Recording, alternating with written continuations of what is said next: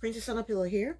I am here to do a review slash recap with my opinion on 90 Day Fiance Before the 90 Days, Season 5, Episode 13. They titled it There's No Fair in Love. No, Ben said that one time. It should be titled The Manipulators. The Manipulators. That's what I'm titling it, okay? Because every female in this episode tried to manipulate someone at some point in time, okay? So let's get started. Okay, the first couple is Memphis and Hemza. Okay, so we see Mama's boy Hemza getting his hair combed by his mama. And then he goes into the living room to have breakfast with Hemza, and his mom follows him into the living room and peels him a hard-boiled egg. Then Hemza tells Memphis that his mother wants to talk to her with the translator. She got some stuff she wants to get off her chest. So Hemza's mother and Memphis, they go to a restaurant to meet the translator. So they sit down, and Hemza's mother asks Memphis, well, she tells Memphis that she's worried about her ex-husband will have problems. She's worried. Hemza's mother is worried that Memphis's ex-husband will have a problem with Hemza. And Memphis, she tells her that as long as that her ex-husband won't have a problem with Hemza, as long as he treats the kids right. So the mother is worried also that Memphis have trauma in her past, and that might affect the way she treats Hemza. So Memphis said that what happened was her and her mom, they were homeless and they had to live on the street. One thing I noticed about Memphis, whenever she gets in hot water, what does this have? I don't know. But whenever Memphis gets in hot water and she doesn't know how to answer a question, she plays the pity role, and then she cries. That's her way of being manipulative. When she told Hemza that she slept at her ex-husband's house for 4 days and he wasn't understanding why she did it, she went to a sob story and then she cried. That's her way of manipulating. She said, oh, I failed my tests and I was depressed, and then she starts to cry, and then Hemza started to feel sorry for her. She's doing the exact same thing here. She's manipulating. She's saying, oh, my mother and I was homeless. And they probably were. But she's using that to get sympathy from the mother, to manipulate the mother. She's like, oh, me and my mother, we were homeless, and I had to come from nothing. And then she starts to cry. And that's how she manipulates the situation. So that's her manipulation. So the mother wants to know if the things that she went through will affect the way she treats Memphis. And she gets upset. And she says, I had to pull myself from nothing. I'm a nurse practitioner. And all that is true probably. But why get upset? Because the mother wants to know, my son is going to a totally different country. He won't know anybody but you. I want to know what's going to happen when he gets there. Basically, that's what she's saying. Even though Hemza is a mama's boy. But I don't understand why she got angry at that. But she got angry. And then she starts to cry. That's a way of manipulating the situation. Getting the mother to feel sorry for her so she'll stop asking her questions. And that's Memphis' way of manipulating. So she says, you know, how she had a rough time growing up and how she loved Hemza and she won't bring him to America to hurt him, blah, blah, blah, blah, blah, blah, blah. Yes, she will. Yes, she will. So the mother says, well, Hemza says he loves you. And, as long as Hemza loves you, and I just want my son to be happy. And then she starts to cry and they hug it out. But that's Memphis' way of being manipulative. She cries, she tells a sob story, and that's how she gets out. She gets people to feel sympathy for her and sorry for her. That's her way of manipulating. Okay? So anyway, next they meet up with the mother, and Memphis meets up with Hemza's sister to go wedding dress shopping. And she also mentions that she has to talk to a lawyer about the prenup. But anyway, they get to the store, and Memphis she FaceTimes with her mom because she wants her mom to see the dresses that she tries on. And she tries on this green and gold dress that I just loved. But they didn't like it. I loved it. It fit her perfectly. So then she tried on these stiff pants, these gold stiff pants. She couldn't walk in it. And Hemza's mom got a kick out of it. She thought it was the funniest thing ever. And then she tried on this other pantsuit that was, I think it was white and gold. I didn't like it, but they all seemed to like it, and that's what she chose.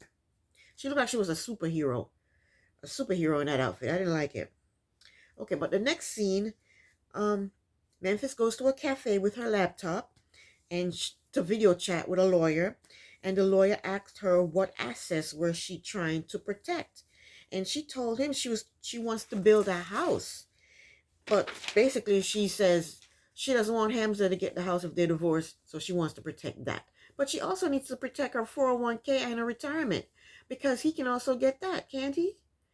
I think he can get that too, so she needs to protect that also.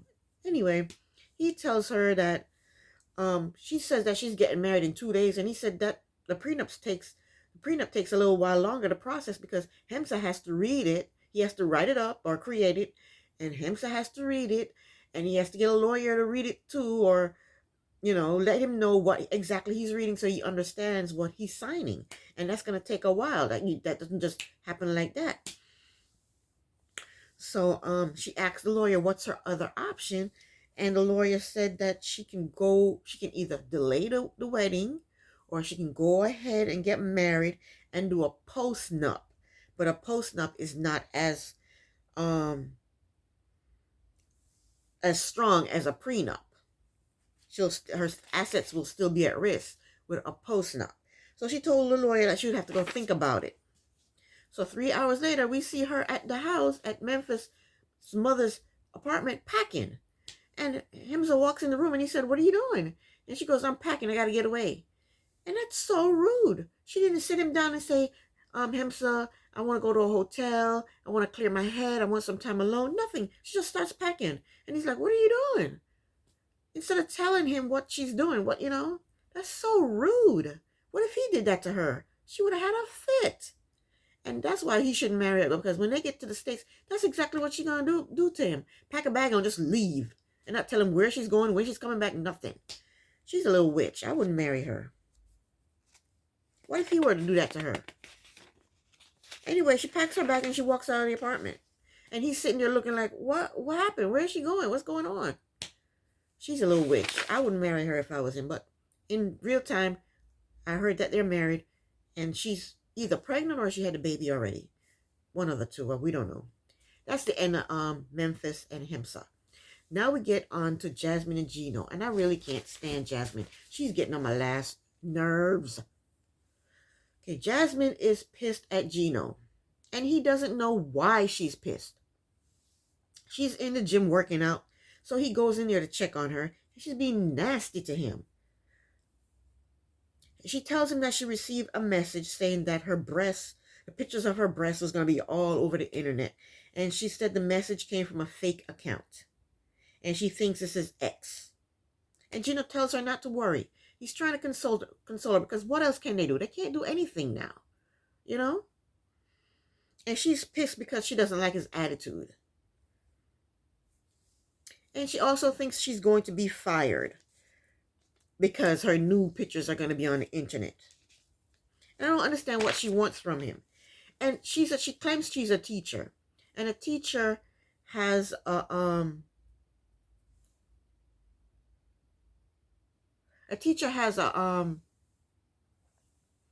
an image that they have to uphold. She's on a reality show, walking around with her G-string up her butt, showing her little flabby butt, and she's getting lap dances, and she's talking about Geno's peen and everything else. So that all happened before the boob gate. So she was she wasn't holding up her image as a teacher in the first place. So what the hell? She wants to blame Geno for everything. Why are you blaming Geno? You are the one that sent your nudes out. You shouldn't have done that. If you're gonna do it, blur your face or just do from the neck down. It's your fault.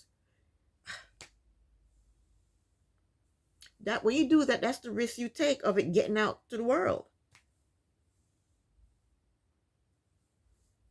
I mean, if I had a boyfriend, if I had a boyfriend and I sent him nude pictures of myself, and then 2 months later we break up, and it's a bad breakup, and he's pissed at me, and he said, you know what, I'm gonna send her nude pictures to all my friends, all her friends out to the world. Guess whose fault that is? That's my fault. I am the one that sent him the nudes.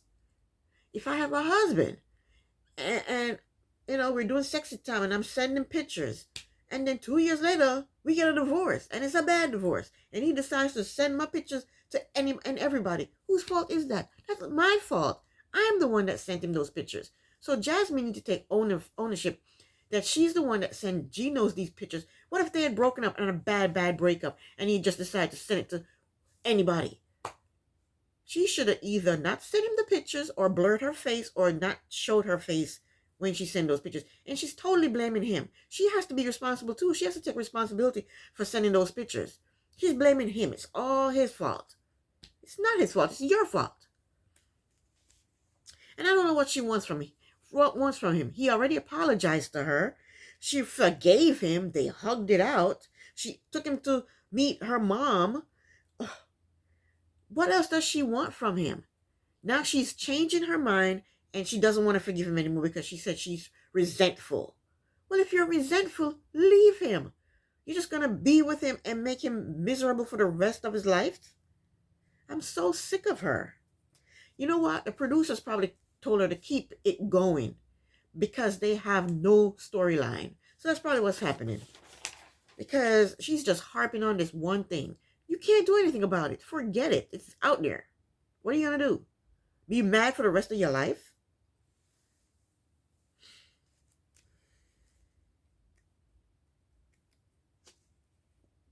So the next scene is they're still stressing over the pictures. And Jasmine is just treating Geno like crap. And you know what, too? I think that's her personality. I think she likes to treat the men in her life, the men that she's dating, like crap, so that they'll tippy-toe around her and, just try and offer to do nice things for her. And then she has them in. That's her way of being manipulative. So that's all she's been doing to Geno, is manipulating Geno. She's always mad at him. Every single episode, she's mad at Geno. And that's because she wants to keep him docile and like, hi, Jasmine, are you okay? What can I do for you? Can I buy you this? Can I buy... That's how she wants to keep him. So she's very manipulative. She's always pissed at him for some dumb reason.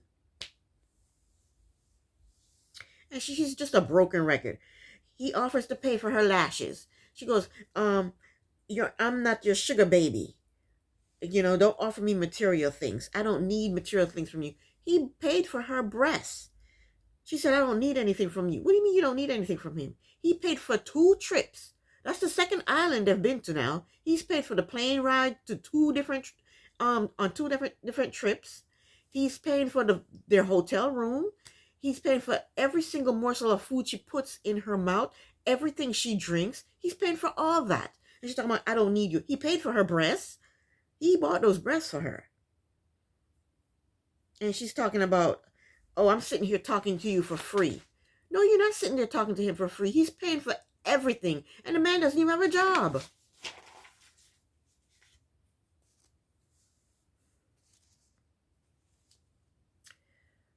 I don't know what Geno did in his lifetime to deserve a heifer like this. I don't understand. I don't even know why he's being with. Why is he staying with her? Why? So she's still pissed at him, and she thinks he's a liar, so she wants to see his phone.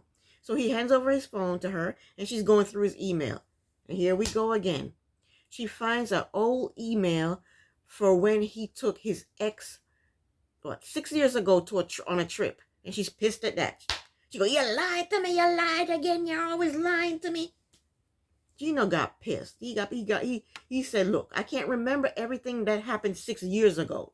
I didn't lie to you. I just forgot about the trip. So he gets up, the chair flips over, he's cussing, and he walks off. He's had it, and I don't blame him.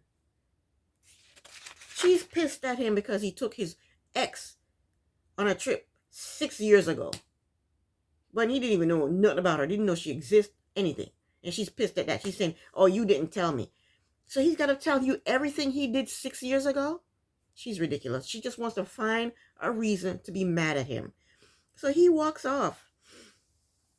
He just needs to pack his crap and go back to the States. Leave that crab alone. Because she's just there to make his life miserable. That's what she does to the men in her life. You can tell. That's exactly what she's a manipulative person. And that's her way of being manipulative. Manipulative. Can't even say the word anymore. Anyway, next is Ben and Mahogany. So Ben and Mahogany, they're still on their little trip.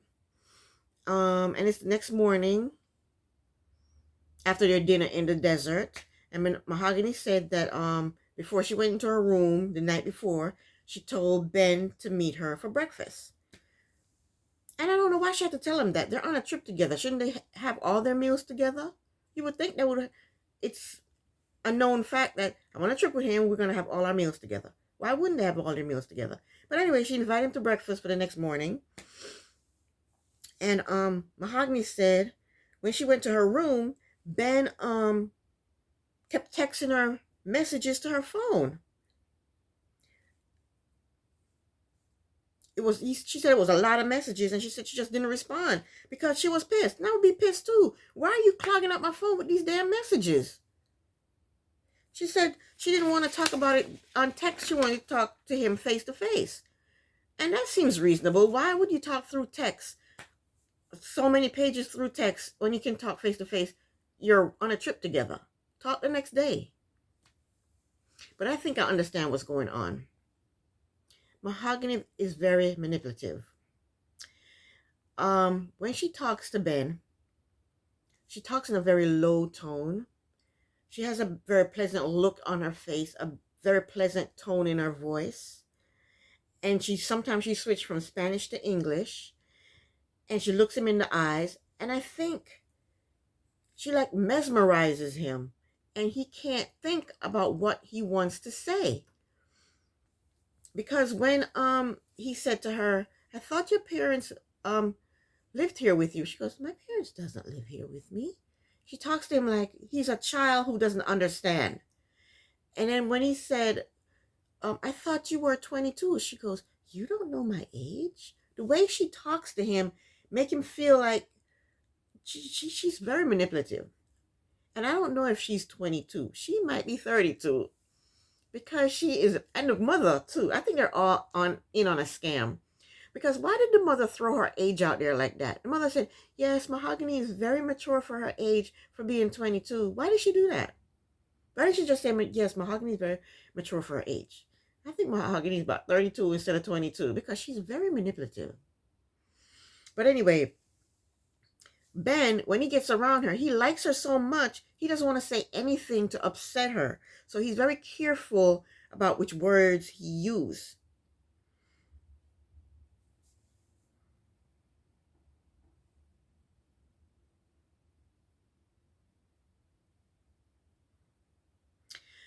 I don't know. Ben is something else. I think Mahogany is toying with Ben. She's just toying with him, and he just doesn't know what to do. He's not used to her, to somebody like her. So anyway, Mahogany goes to breakfast. It's the next morning she goes to breakfast, and her parents are there. Her parents followed her. I think her parents are stalking her. They said they were trying to surprise her. But I don't know if they're all running a scam on Ben. I think when she got to her room, she texted her parents and said, this is where I am. Come have breakfast with us. They just showed up. And she's acting all surprised. I don't know. I think they're all running a scam on Ben. I think that $1,000 that she sent to that Ben sent to her was for the parents, and they all scamming Ben. I think. Why are the parents so in her business, so involved in her business? Why did they follow her on this trip? Something's going on. Something's going on. So Mahogany tells us that her parents are there because they want to make sure that she and Ben they're not sharing the same room. I don't trust her and those parents. I don't. And then the parents are saying they have doubts about Ben and they want to talk to him. Why didn't they talk to him the time in the room? Well, he did run away when he found out her age. But something is going on with these parents. Something is happening. So the parents ask her, how's it going with Ben? And she said she loved that they talk about God all the time together. But she loved God so much, and she's a liar, a deceiver, and a manipulator. She is. She told him in text when he was in the States that she loves him. She wants to marry him. She wants to have kids with him. She wants to have a good life with him. He's her man. And then she asked him for $1,000. And then when he comes to this, before he even gets on the plane to come to Peru, while he was still in the States, she texted him and said, I can't pick you up from the airport. My parents don't approve. They don't know what your intentions are. So she's thinking he's just going to say, okay, and go back home and not get on the plane. Well, Ben got on that plane. She wasn't expecting him to get on that plane, but he got on that plane. And then he texted her before she had called and said, don't come. My parents don't want you to come. They don't know what your intentions are. Before that, they had decided that she was going to pick him up from the airport. So when she texted him and said, don't come, and he came anyway, he's still thinking that she's picking him up from the airport. But she doesn't pick him up from the airport. So that's one strike against her. She could have picked him up from the airport. She's on a trip with him right now. Why she couldn't pick him up from the airport? Why? Because her parents don't approve of him? She's on a trip. She went on a trip with him all by herself, 3-hour drive. Why she couldn't pick him up from the airport? Mahogany is something else. Her pictures look nothing like her. She's a liar and a deceiver and a manipulator.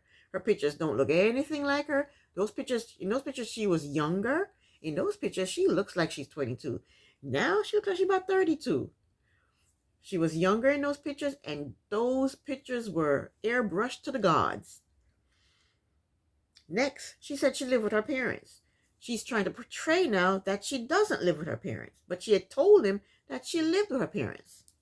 Next, she has this apartment, which is really not her apartment, and she's trying to pretend it's her apartment. Next, we don't really know her age. She said she was 22. She said she was 24. Mother said she was 22. She looks like 32. We don't know her age.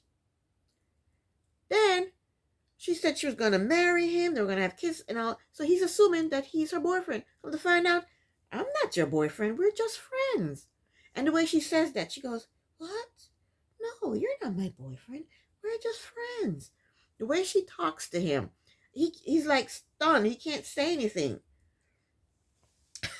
So he doesn't like talking to her face to face. He would rather text her. So that's why he sent all these texts to her.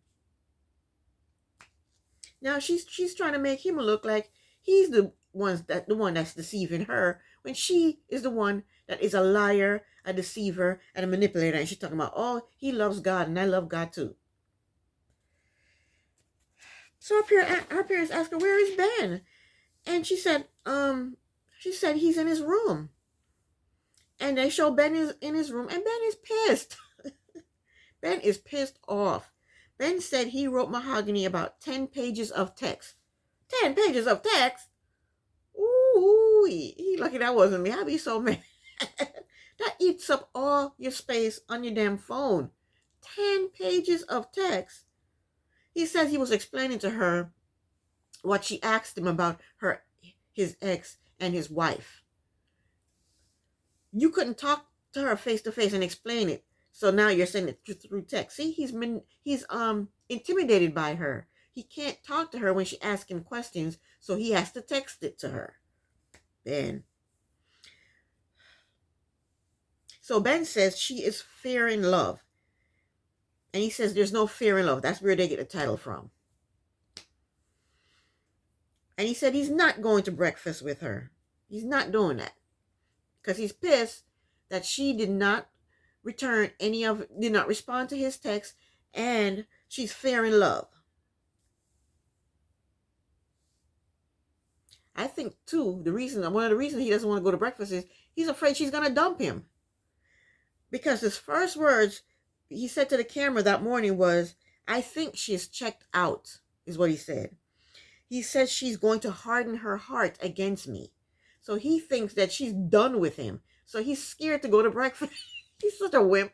He's scared to go to breakfast. So he's hiding in his room. Anyway, while he's hiding in his room, Mahogany's parents and Mahogany, they're waiting for him to show up for breakfast. Because the last thing she said to him when they parted ways last night was, "I'll see you at breakfast."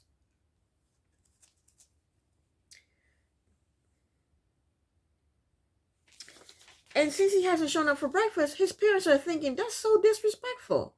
How come he's not showing up for breakfast? And I'm thinking too, yeah, what kind of pastor is that? Well, he's not a pastor anymore, I guess. So he can do whatever the hell he wants. So Mahogany texts him and asks him if he was coming to breakfast. And he texts back to her and basically said he's pissed that she didn't return any of his text messages. That's so juvenile. Show up for breakfast anyway. So she texts him and she tells him that my parents are here.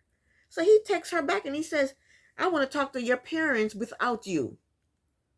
The nerve of Ben. See, Ben has all these balls when he's texting. But when he's in front of her, he is flabbergasted. He doesn't know what to say. But through text, he can say anything. But when he's in front of her, you don't know what to say. He can't say anything. He's tippy-toeing around what he needs to say to her and choosing his words very carefully. But I would tell Ben he's actually been an asshole. He's been an asshole. He's been a wimp and an asshole. I would tell Ben, no can do. Absolutely not. You are not talking to my parents without me. Absolutely not. And I wonder what he's going to tell the parents. Is he going to tell the parents, she borrowed $1,000 from me and I want my $1,000 back? Because he thinks she's going to break up with him. He's saying she has checked out and she has hardened her heart towards me. That's what he said. So maybe he's going to tell the parents, look, she lied to me about her age. She lied to me about, what else? She said I was a boyfriend and I'm not a boyfriend. She said we're going to get married, have kids. She borrowed $1,000 from me. I don't know what he's going to tell the parents. So Mahogany tells her parents that Ben wants to talk to them alone without her. And the father said, "What do you think he's going to tell us?" And sweet little innocent Mahogany said, "I don't know. That's strange." That's what she said. And the father said, "Don't worry.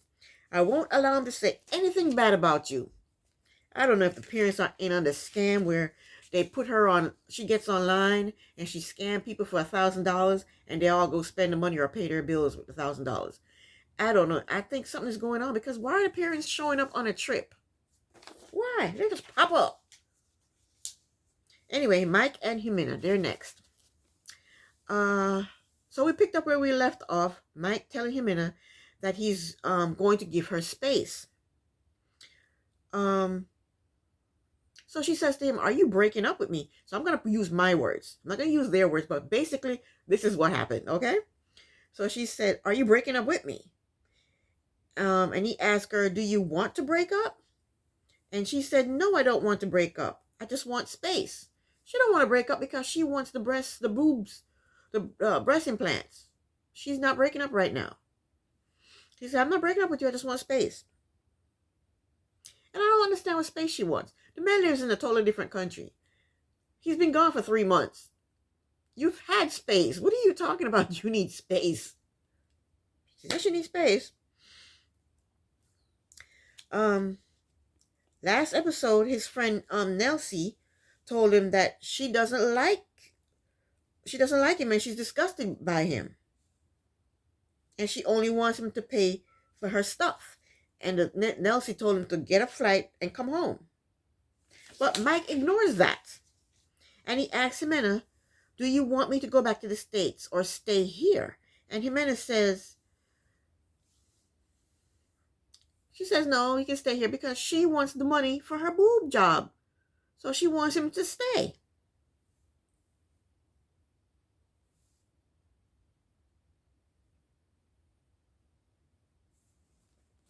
And he's happy. He's happy that she wants him to stay. He's on cloud 9. So they're leaving the restaurant. And Nelsie calls Mike. And she tells him, get away from her. Go to a hotel.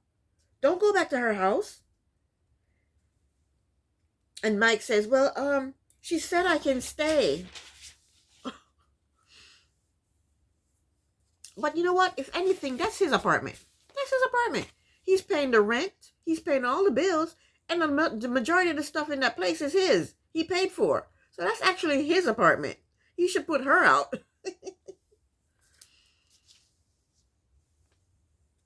So Nelsie is still trying to tell him, don't go to the apartment. She doesn't like you. She's disgusted by you. And she's saying nice things to you because she wants you to pay for stuff. Nelsie tells him she doesn't want anything to do with you. So Jimena, she's pissed. Jimena doesn't speak English, but she knows that Nelsie ain't saying nothing nice about her. And she knows that Nelsie sees right through her. So Jimena says, why the F is your friend involved in our relationship? That's what she says to Mike. And I guess she thought that Mike had hung up with Nelsie because Nelsie heard her and Nelsie responded. Nelsie heard her. Nelsie said, Jimena, you treat him like shit. And Jimena said, I'm only telling him I want space. And Nelsie said, you want space, but you're taking money from him and you don't love him. And then Jimena, she doesn't deny it. She said, what do you care? She said, what is why do you care about this? She doesn't deny it. She doesn't say, yes, I do love him. She said, what do you care if I don't love him and I'm taking money from him?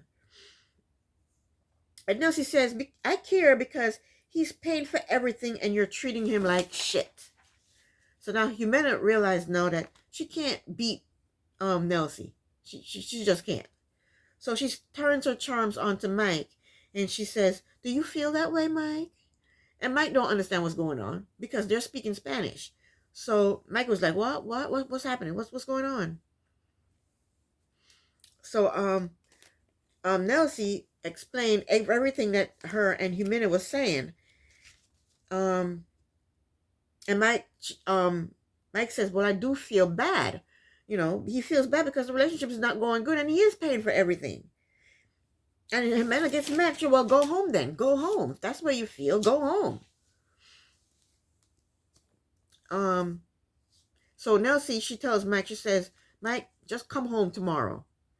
And then he says, okay, and he ends the call with Nelsie. Now that Nelsie's off the phone, Jimena is going to manipulate Mike now into staying because she needs her breast implants paid for. So Mike tells Jimena that he's going to go stay in a hotel. Here comes her manipulation. She goes, why are you going to go stay in a hotel? Is it because your little friend told you to? And Mike said, no. And she said, well, we had agreed that you were going to stay and your friend called. Your nosy, she called her nosy. She said, your nosy, gossipy friend called and changed your mind. She said, she changed your mind as if you were a child. She said, you're not a child, are you? She said, you can act and speak for yourself. Manipulation. So Mike says, no, I'm not a child. I can make my own decision. I'm going to stay. She manipulated him into staying. So Jimena said, okay. And then this is where me and Jimena threw up. Mike said, have sex with me. He didn't say those words. He said, sleep with me. But he's saying, have sex with me. When he said that, Jimena did like this. Does that look like a yes? Mike is just standing there waiting. Yes, no, are you going to have sex with me or what? So she finally goes, yeah, okay, yeah. She said, but don't stare at me. So she gives him a few closed mouth kisses and hugs him. So the next scene, in his confessional, it's the next morning, I guess, and Mike tells us that him and Jimena made the beast with the two backs. And he's on cloud 9. So we see them sitting in bed and they're talking. And Mike tells Jimena that she was a tiger in bed last night. And he asks her, what animal was I in bed last night? She says, an owl. He said, because you keep staring. Anyway, so later that day or that night, Jimena takes Mike to her favorite restaurant. So they get to the restaurant, they sit at the table, they get their drinks, and they're really not talking to each other. They really have nothing to say to each other. I feel like it's falling off. They really have nothing to say to each other. She sits there and does this, and he does this. Ridiculous. So anyway, the food comes and they're eating, and then Mike is talking about their wedding, and Jimena lets him know that your gossipy, nosy friend is not coming to my wedding. And then Jimena told Mike, yeah, that she doesn't like Nelsie, and Nelsie can't come to the wedding. So Mike throws Nelsie under the bus. This is his friend's wife. Mike tells Jimena, I only asked her to talk to you. I didn't know she was going to say all those things.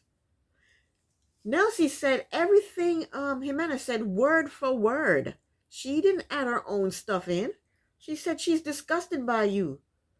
Jimena called him a pig and a slob. She said she's disgusted by you. And she is disgusted by Mike.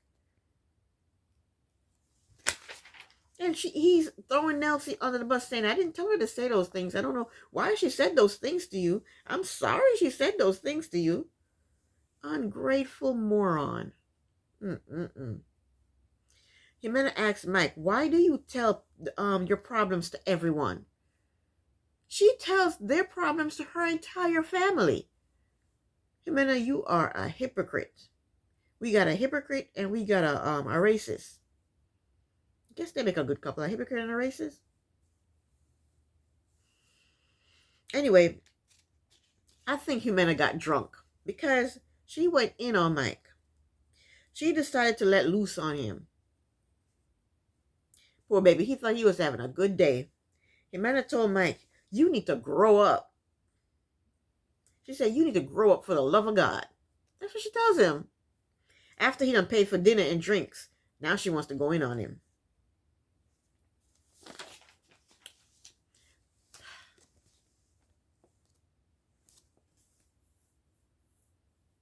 Anyway, Jimena tells Mike some good news. I mean, bad news. She tells him some bad news. She tells Mike, she said, you and I are not sleeping together anymore. Not until we get married, is what she tells him. And then she blames it on the kids. She's so manipulative. She blames it on the kids. She said her kids can't sleep alone. She has to sleep with them. And all 4 of them cannot fit in the bed. But Mike is so stupid. Mike said, well, you can sleep in the bed with them, and then when they fall asleep, you and I can go sleep in the other room. She goes, no. She goes, I'll sleep with you after we're married. In his confessional, Mike says, I'm getting jerked around. You think? He says, I'm getting jerked around. He said, maybe I should have listened to my friend and went home. Moron. That's the end of Jimena and Mike. Next, 2 morons. Kimberly and Uzman. All right, here we go. So we see Kimberly in her hotel room, and she's video chatting with her friend Vanessa. She tells Vanessa about Zara. So Vanessa told her He made a video for his ex-wife, and he makes a video for Zara, but he didn't make one for you. And Kimberly said, why did you say that? Now I feel bad. You just hurt my feelings. And then she told a friend that she begged Usman to have sex with her. And the friend told her to stop chasing Nigerian rappers. So after a while, they end the call, and I'm confused. Okay, Kimberly told the camera that Usman has to prove to her that he loves her. So what is she really mad at? The day before, they had sex, and he told her he loved her. They were holding hands, and they were skipping through the valley. The birds were singing, the sun was shining, and everything was wonderful, right? Then he tells her that he was dating someone when he first started talking to her, and that pissed her off. So that's the reason she's mad, right? Because he didn't tell her from the get-go when she first started talking to him as a fan that he was seeing someone. So that's why she's mad, right? But no, now she's mad because she wants him to prove to her that he loves her. What does one thing have to do with the next? What does she being mad at him and the Zara episode have to do with him proving his love for her? He already told her he loved her. They had sex, and everything was wonderful and fine. They were holding hands and skipping through the valley. So why does he have to prove his love to her now? I don't know what's going on. I don't understand. I don't understand her mentality. What does she want?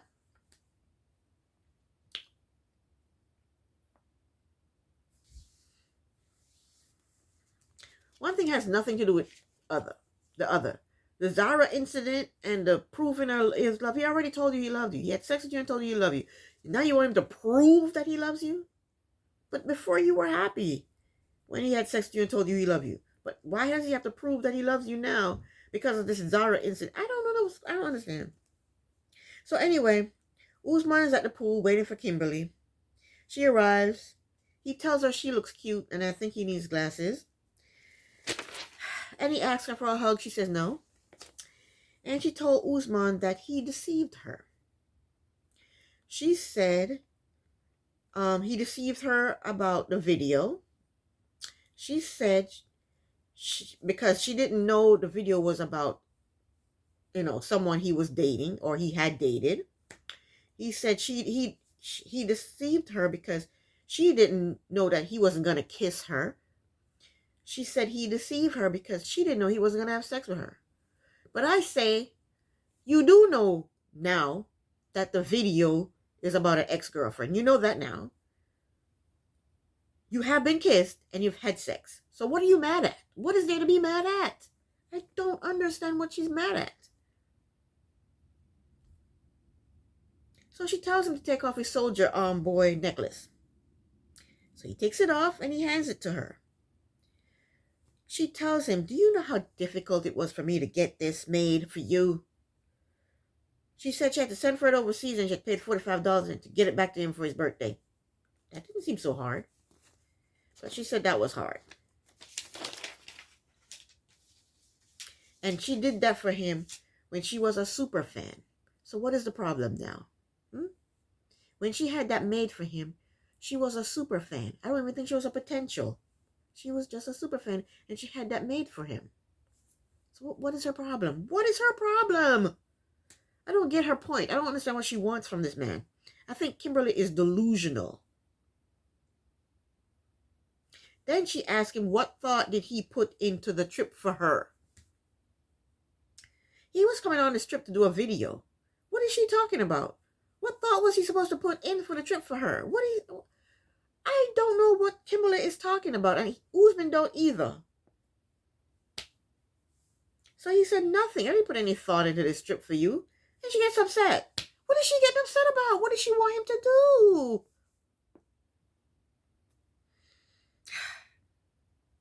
So he said to her, I didn't force you to come here.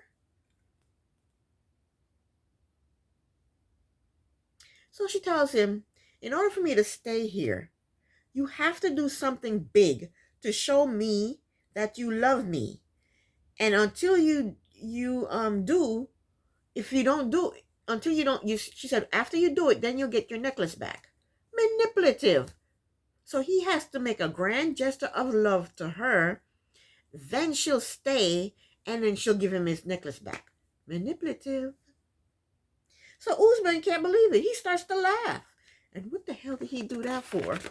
He laughs in her face. Ooh-wee. Kimberly, smoke came out of her ears. Smoke came out of her nose. She saw red. She grabbed a thing of water. She dashes it in his face. She throws down the cup and she marches off. And she marches up pissed. Usman's like this. Oh, what did I do? Throw water off in the man's face. Probably all went up all his nose. It was hilarious. And then she marches off. I was like, what?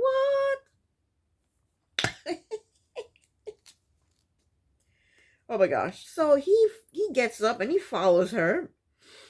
And he can't believe she disrespected him like that. So they get to her room and Usman said, you called me to pour water on me? He said she poured water on him. So they argue back and forth. And then she tries to manipulate him. She says the same thing. She tells him to do something to show that he loves her, or else she's getting on the plane. And for the very first time, I was proud of Soldier Boy. Soldier Boy got up and he said, safe flight, and walks out of the room. Perfect. Perfect. She was like, what? What happened? She's like, she was devastated. She's like, safe flight. She was devastated. Now who just got cold water thrown in their face? I said, oh my goodness. That was hilarious to me. Okay. Last but not least, we have Ella. Ella and Johnny. Ooh. Okay, so Ella is one selfish son of a gun. Okay, so Ella, it looks like she's at her parents' farm. Last time we saw her, she had bought a ticket to Dubai, and she had called Johnny, told Johnny that she bought a ticket to Dubai, and he needs to meet her in Dubai. He couldn't make up his mind, so she gave him a little bit of time to think about it. So now we see her. She's at her parents' farm. She's sitting on a log, playing with the dog. She decides to call Johnny and get his answer. So Johnny tells her that he will meet her in Dubai, but he'll meet her in Dubai in 7 months. And that's February. This is March now, so maybe it was February, last February that just passed. I wonder if he met her. I hope to God he didn't. I pray he didn't. But he said he was going to meet her in 7 months, and that's going to be in February. And then she says she doesn't want to be single at age 37. She's 29. Why should she pick age 37? I can understand. She said, I don't want to be single at age 30 or 40 or 50. But she said she doesn't want to be single at age 37. Why 37? What's going on with age 37? What's so special about age 37? So she starts her manipulation. She says to him, it's clear you don't want to go to Dubai to meet me, is what she says. And she tells him that it's hard for her because she needs physical attention. She needs sex. That's what she's talking about. Physical attention from a man is sex. That's what she wants. So she says it's hard. I want some sex, and you don't want to meet me, is what she's saying. She's trying to manipulate him. So the manipulation gets deeper. She tells Johnny that she had sex recently with a friend.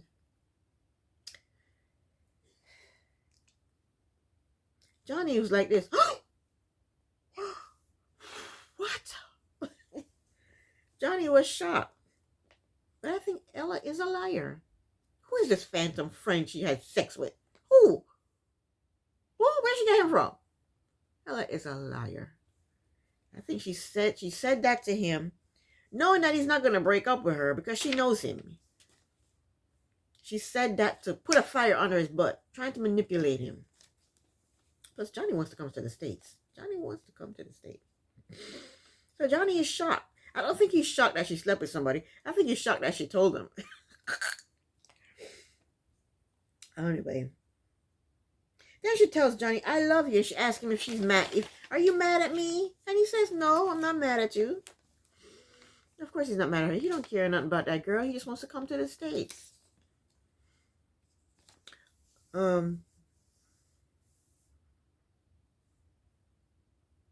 So after he tells her he's not mad at her for saying that she slept with someone else, she tries to manipulate him by crying. She starts to cry. Because nothing is making him say, okay, I'll change my mind. I'll come. So now she starts to cry. And he doesn't want to come because it's hard for him to come, because if he comes, he'll be quarantined for a long time. And he doesn't want to be quarantined for a long time. He can't work. He can't support his son. He can't support his parents. But she doesn't understand that because she's selfish. So yeah, she starts to cry to manipulate him. And he's like, okay, don't cry. Tell me your ring size and I'll send you a diamond ring. And she goes, okay, bye. So manipulative. And then after she tells him bye, she's crying to the camera. And she basically says, I want sex. And I have nobody. You just said you had a person that you slept with. Call that friend up and sleep with that person. What do you mean you have nobody? Or was that a lie, Ella? There's nobody and you didn't have sex. Because now she's crying, telling us the camera, I want sex and I have nobody. But you just said you had sex with somebody. So what's going on? Was that a lie, Ella? There's nobody you had sex with, Ella? You just said that because you... Anywho, that is the end of my review. I will be back next week with another one. Thank you for watching. Princess on a Pillow here. Bye.